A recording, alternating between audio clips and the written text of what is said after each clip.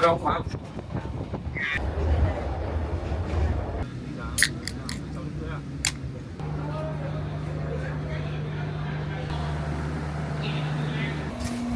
Hello. Khẳng định đền độc lập của nước Đại Việt.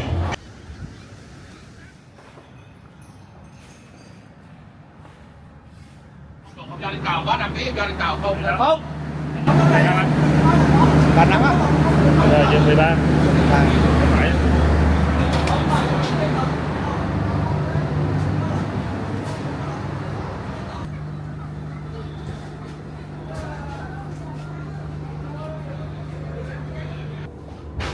Từ quận 7 mà qua đây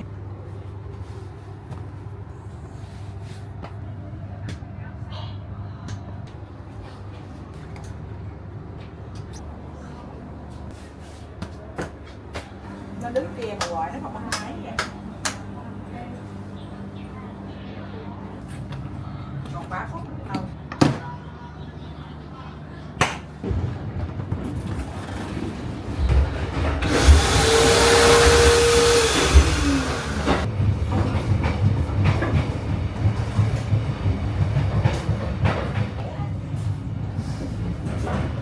Vui lòng kiểm tra lại hành lý thu trang của mình để chuẩn bị xuống tàu. Tránh làm nóng mặt bọc là đêm toa. Xin hân hạnh cảm ơn.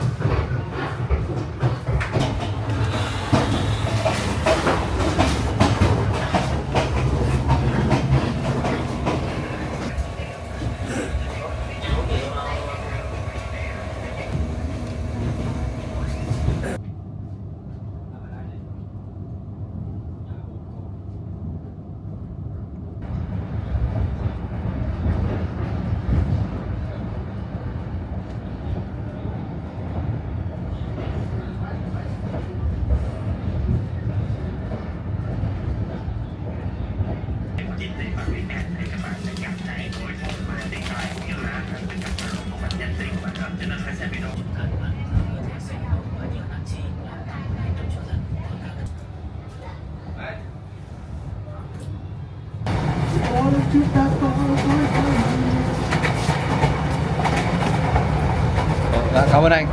Em tên gì? Nhà rong á, nhà rong. Cho anh đi. Ổ đồ. Thường ở Đà Nẵng còn đi xa bờ. Của Euro này còn mình đi núi.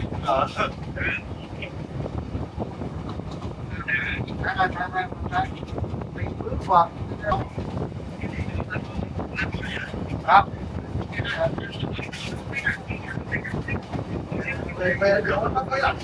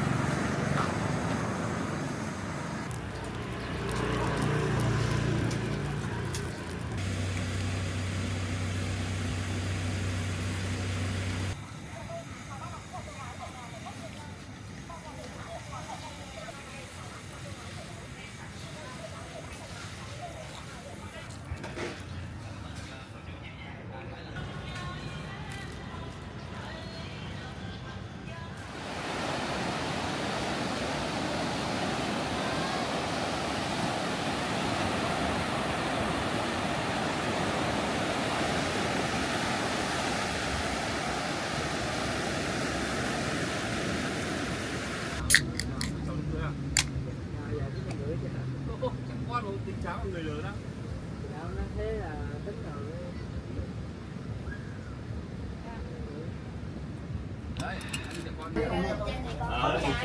Pha ít đi.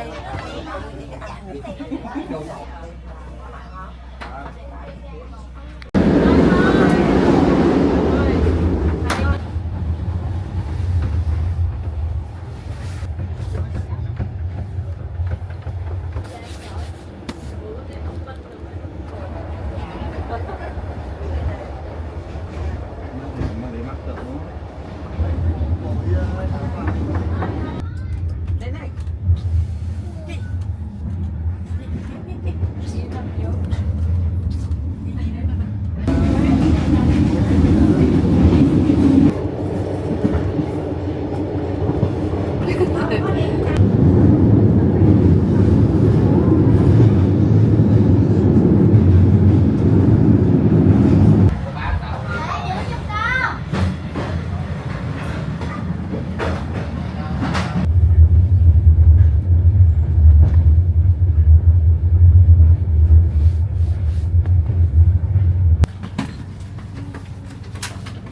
Về nha, bye bye.